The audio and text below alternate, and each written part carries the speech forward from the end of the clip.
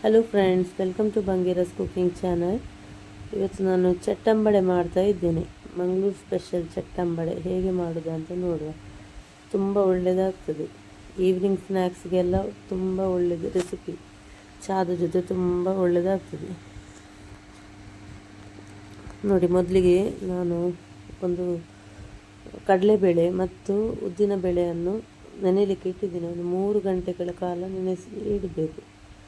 ಒಂದು ಅರ್ಧ kg ಕಡಲೆಬೇಳೆ ಹಾಕಿದ್ದೆ, ಅದಕ್ಕೆ 100 ಗ್ರಾಮ್ನಷ್ಟು ಉದ್ದಿನಬೇಳೆ ಹಾಕಬೇಕು. ಹಾಕಿ ನೆನೆಸಿ ಇಡಬೇಕು 3 ಗಂಟೆಗಳ ಕಾಲ. ನೋಡಿ, ಇದನ್ನು ನಾನು ಚೆನ್ನಾಗಿ ಸೋಸಿ ಈ ಥರ ಪೇಸ್ಟ್ ಮಾಡಿದ್ದೇನೆ, ರುಬ್ಕೊಂಡಿದ್ದೇನೆ. ಫೈನ್ ಪೇಸ್ಟ್ ಮಾಡಬಾರ್ದು, ತರಿಯಾಗಿ ಇಡಬೇಕು. ಒಂದು ಸ್ವಲ್ಪ ತರಿಯಾಗಿ ಇರಬೇಕು. ಆಮೇಲೆ ಇದಕ್ಕೆ ಚಾಪ್ ಮಾಡಿದ ಶುಂಠಿ ಹಾಕ್ತಾ ಇದ್ದೇನೆ. ನೋಡಿ, ಫೈನ್ ಚಾಪ್ ಮಾಡಿ ಹಾಕಬೇಕು. ನೋಡಿ, ಒಗ್ಗರಣೆ ಸೊಪ್ಪು, ಕರಿ ಲೀವ್ಸ್ ಹಾಕ್ತಾ ಇದ್ದೇನೆ. ಎಲ್ಲವನ್ನು ಫೈನ್ ಚಾಪ್ ಮಾಡಿ ಇಟ್ಟಿದ್ದೆ. ಕಾಯಿ ಮೆಣಸು, ಇದು ಒಳ್ಳೆ ಖಾರ ಕಾಯಿ ಮೆಣಸು, ಸಣ್ಣ ಸಣ್ಣ ಒಂದು 4 ಕಾಯಿ ಮೆಣಸು ಹಾಕಿದ್ದೀನಿ. ನೀರುಳ್ಳಿ ಹಾಕ್ತಾ ಇದ್ದೇನೆ.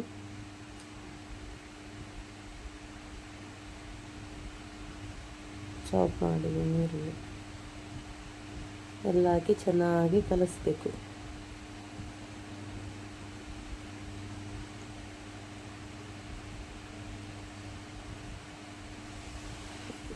ರುಚಿಗೆ ಉಪ್ಪು ನೋಡಿ, ಉಪ್ಪು ಸ್ವಲ್ಪ ಹಾಕಬೇಕು. ರುಚಿಗೆ ಬೇಕಾದಷ್ಟು ಉಪ್ಪು.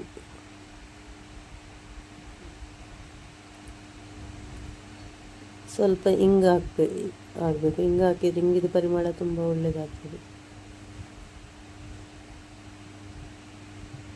ಕಡಲೆಬೇಳೆ ಸ್ವಲ್ಪ ವಾಯು ಅಲ್ವಾ, ಹಾಗಾಗಿ ಹಿಂಗೆ ಹಾಕಿದರೆ ಒಳ್ಳೆಯದಾಗ್ತದೆ.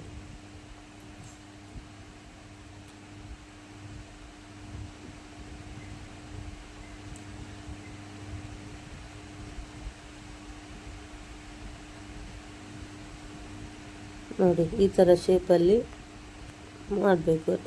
ರೌಂಡ್ ಬಾಲ್ಸ್ ಥರ ಮಾಡಿ ಅದನ್ನು ಚಟ್ಟೆ ಮಾಡಬೇಕು. ಒಳ್ಳೆ ಚಟ್ಟೆ ಮಾಡಿ, ಆದಷ್ಟು ಚಟ್ಟೆ ಮಾಡಿ ಎಣ್ಣೆಯಲ್ಲಿ ಬಿಡಬೇಕು. ಯಾಕಂದರೆ ಚಟ್ಟೆ ಮಾಡಿದರೆ ಒಳ್ಳೆ ಕ್ರಿಸ್ಪಿಯಾಗಿ ಬರ್ತದೆ. ಸ್ವಲ್ಪ ದಪ್ಪ ಆದರೆ ಅಷ್ಟೊಂದು ಒಳ್ಳೆಯದಾಗೋದಿಲ್ಲ. ಅದಕ್ಕೆ ಆದಷ್ಟು ನೋಡಿ, ಆದಷ್ಟು ಈ ಥರ ಚಟ್ಟೆ ಮಾಡಿ ಎಣ್ಣೆಯಲ್ಲಿ ಬಿಡಬೇಕು. ತುಂಬ ಒಳ್ಳೆಯದಾಗ್ತದೆ ಇದು. ನೀವು ಒಮ್ಮೆ ಮನೆಯಲ್ಲಿ ಟ್ರೈ ಮಾಡಿ ನೋಡಿ ಫ್ರೆಂಡ್ಸ್. ನೋಡಿ, ಎಣ್ಣೆಯಲ್ಲಿ ಹಾಕ್ತಾ ಇದ್ದೇನೆ. ಎಣ್ಣೆ ಒಳ್ಳೆ ಕಾದ ಮೇಲೆ ಸ್ವಲ್ಪ ಮೀಡಿಯಮ್ ಫ್ಲೇಮಲ್ಲಿ ಇಟ್ಟು ಆಮೇಲೆ ಎಣ್ಣೆಯಲ್ಲಿ ಬಿಡಬೇಕು. ಹಾಕಿದ ತಕ್ಷಣ ಮಗುಚಬಾರ್ದು, ಸ್ವಲ್ಪ ಹೊತ್ತು ಬಿಟ್ಟ ಮೇಲೆ ಮಗುಚಬೇಕು. ಅದು ತಾನಾಗಿ ಮೇಲೆ ಬರ್ತದೆ ಸ್ವಲ್ಪ ಹೊತ್ತಾಗುವಾಗ. ಆಮೇಲೆ ಮಗುಚಬೇಕು. ಒಳ್ಳೆ ಗೋಲ್ಡನ್ ಬ್ರೌನ್ ಬರುವ ತನಕ ಕಾಯಿಸಬೇಕು, ಫ್ರೈ ಮಾಡಬೇಕು. ತುಂಬ ಒಳ್ಳೆಯದಾಗ್ತದೆ ಇದು. ನನ್ನ ಚಾನಲನ್ನು ಸಬ್ಸ್ಕ್ರೈಬ್ ಮಾಡಿದವರು ಸಬ್ಸ್ಕ್ರೈಬ್ ಮಾಡೋದು ಮರಿಬೇಡಿ ಫ್ರೆಂಡ್ಸ್. ಲೈಕ್ ಮಾಡಿ, ಶೇರ್ ಮಾಡಿ.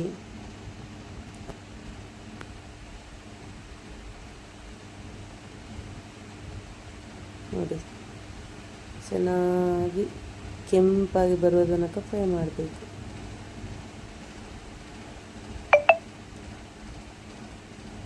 ನೋಡಿ, ಈ ಥರ ಕಲರ್ ಬರಬೇಕು.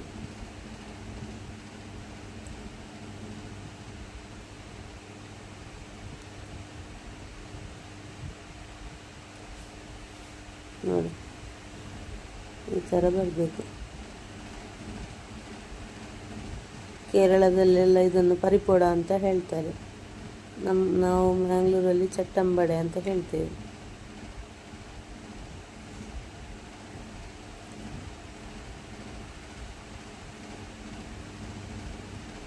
ನೋಡಿ, ಎಲ್ಲವನ್ನು ಇದೇ ಥರ ಫ್ರೈ ಮಾಡಿ ತೆಗಿತಿದ್ದೇನೆ. ನೋಡಿ ಹೇಗೆ ಬಂದಿದೆ ನೋಡಿ.